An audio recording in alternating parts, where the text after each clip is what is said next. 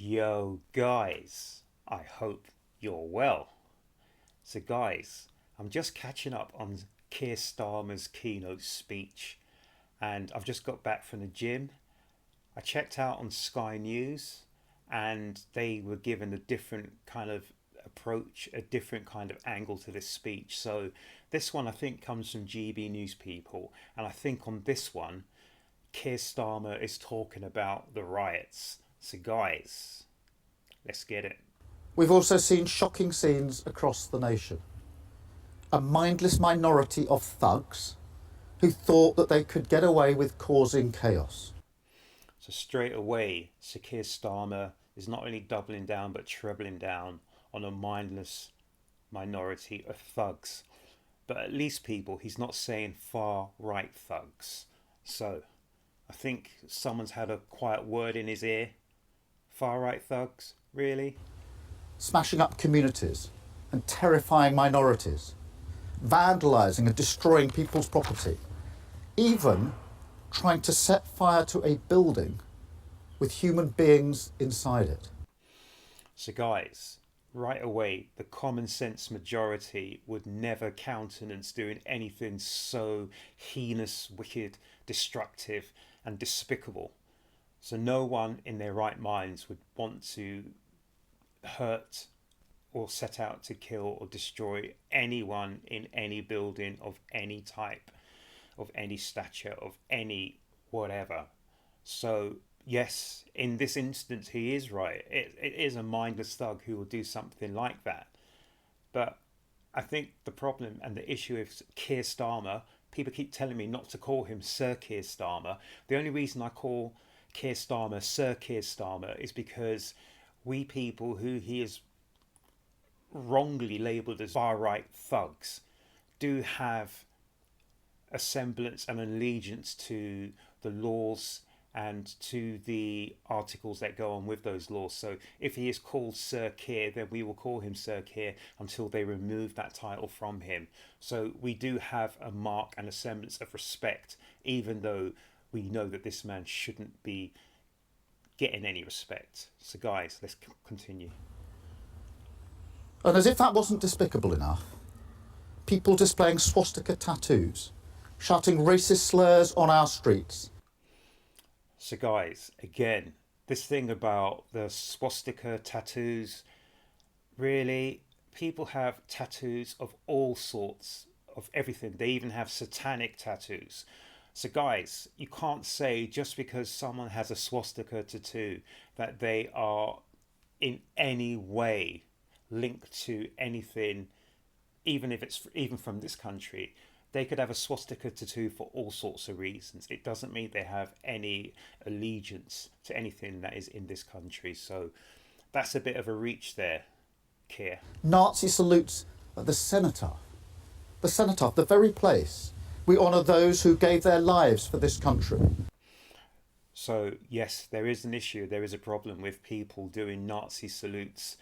And I would wager a bet that a lot of people who do this kind of antisocial behaviour, they don't even know 100% all of the origins of the reasons behind swastikas, Nazi salutes, this, that, and everything else. They do it because it is almost like flipping the bird to the establishment. They do it because it's trouble and it's a laugh and it's funny to a lot of them. A lot of them, if you sat them down and actually grilled into them, why are you doing a Nazi salute? Why have you got swastikas and tattoos, etc.? They wouldn't be able to tell you. And that I can wager a good bet on. Desecrating their memory under the pretence, and it is a pretence, of legitimate protest. Now they're learning that crime has consequences, that I won't tolerate a breakdown in law and order under any circumstances. So Keir Starmer has just said he won't tolerate any breakdown of law and order under any circumstances. So we are talking about a two-tier approach and a two-tier policy that Keir Starmer is bringing into the fold, not just on crime, law and order, punishment, the health service, this, that, and everything else. It's everything. Everything is a two-tier policy that he's bringing into place. So if he's saying that he is not going to be swayed by anything and he'll come down hard on anyone, then we want to see this in action. So if people from what is viewed rightly or wrongly as the far right have been come down hard, then we want you to come down hard on everyone. And I will not listen to those who exploit grieving families and disrespect local communities. So Keir Starmer again is saying, and he's lumping everyone into the same boat. So a lot of people who protested were protesting about the issue, about knife crime, and more serious issues as well. They weren't just mindless thugs. A lot of people, the vast majority, were protesting. There were some mindless thugs. There were some people who came to do stupid things and mindless things, like carrying weapons, burning things, and looting stores and shops, which is outrageous. Why you're looting your own property, I do not understand. But for Keir Starmer to say that everyone who came out on the streets was just there for far right thuggery is just outrageous, because a lot of people are very, very incensed when anything that happens to children goes unpunished, or perceived, or as they perceived goes unpunished. Any crimes that relate and are made against children, the vast majority of the population are outraged, absolutely outraged. So for Keir Starmer to say that, I think he needs to take a couple of steps back, people. But these riots didn't happen in a vacuum. They exposed the state of our country, revealed a deeply unhealthy society. That's probably the first true thing he said. So the riots didn't happen in a vacuum. There is an issue and a real problem inside this country. And a lot of the reason why we have an issue and a problem inside this country, people, is because people like this person here refuses to accept, acknowledge, or even talk about it. That is the issue, and that is the problem. We've wanted to sit this man down and talk to him for a very long time, but he refuses point blank. He steadfastly refuses to talk about it. Not interested, people. He's been asked during the riots, not interested. After the riots, not interested. So if you don't talk about an issue and a problem, how is it going to be solved? If you throw the weight of the law and the weight of punishment and all these other things against it, you drive the problem underground. You drive it underground. You do not resolve it, and it will come back tenfold to bite you. The cracks in our foundations laid bare, weakened by a decade of division and decline, infected by a spiral of populism which fed off cycles of failure of the last government. The name and the blame game. Every time they faced a difficult problem, they failed to be honest. They offered the snake oil of populism, which led to more failure, round and round and round, stuck in the rut of the politics of performance. I saw the beginning of that downward spiral firsthand back in 2011, when riots ripped through London and across the country. So he had his mates already on speed dial for the riots that happened just a few weeks back. So if I remember rightly, he was the head of the DPP. And that was the first time I'd heard of Keir Starmer. And there were things that Keir Starmer could have done as head of DPP and didn't do, that really, really raised real high suspicions amongst myself against someone like Keir Starmer. So when he became Prime Minister, I was hoping for good things, but I was then Director of Public Prosecutions. And when I think back to that time, I see just how far we have fallen. Because responding to those riots was hard. Of course it was. But dealing with the riots this summer was much harder. Back in 2011, I didn't doubt that the courts could do what they needed to do. This time, to be honest with you, I genuinely didn't know. Let me tell you this, every day of that disorder, literally every day, we had to check the precise number of prison places and where those places were to make sure that we could arrest, charge and prosecute people quickly. Not having enough prison places is about as fundamental a failure as you can get. And those people throwing rocks, torching cars, making threats, they didn't just know the system was broken. They were betting on it, gaming it. They thought, they'll never arrest me. And if they do, I won't be prosecuted. And if I am, I won't get much of a sentence. They saw the cracks in our society after 14 years of failure, and they exploited them. So you can say exactly the same thing, people, that Keir Starmer said about they'll never be arrested, they'll never be prosecuted, they'll never be jailed. About the burglars, the muggers, the rapists, the people who do crimes every single day that go unpunished, undetected, and literally the CPS doesn't put them forward to go to court. This is the real issue we're talking about, Keir Starmer, not just the issue of people who rioted for a spate of a few days, who are now being heavily, heavily punished for their folly. Let's call it folly, people. So what are you going to do about everyday people, the everyday working day people who experience, who are on the backhand of being brutalized, of their homes being burgled, of being mugged, raped, assaulted, and all these other crimes? That's what the common sense majority are talking about, Keir Starmer. Not just people who threaten your agenda and your plans. What about the everyday people who are on the other or on the receiving end of criminal activities against them? Do we not count? Do we not matter? Doesn't look like it. That's what we've inherited. Not just an economic black hole, a societal black hole. And that's why we have to take action and do things differently. So it says here, the PM is to root out 14 years of Tory rot. The PM on the riots, crime has consequences. Yes, Keir, crime has consequences. Not just the consequences that you want to mete out to a certain section of criminals. And the only criminals that you see are anyone who talks out and speaks out against you. So this is why you're going for people who post and tweet online. You've got police ready. You have money for police to go online to root out people who are tweeting and posting online. But you have no money, no police, no prison places for people who are the victims of violent assault, of rape, of all sorts of other incidences that happen, which don't come up on your radar.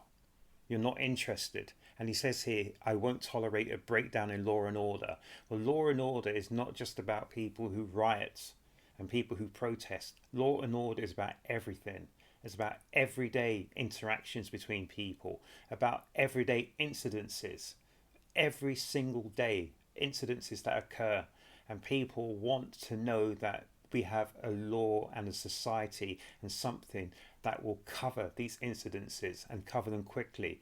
So someone is please let it not happen, the victim of being knocked down by a car.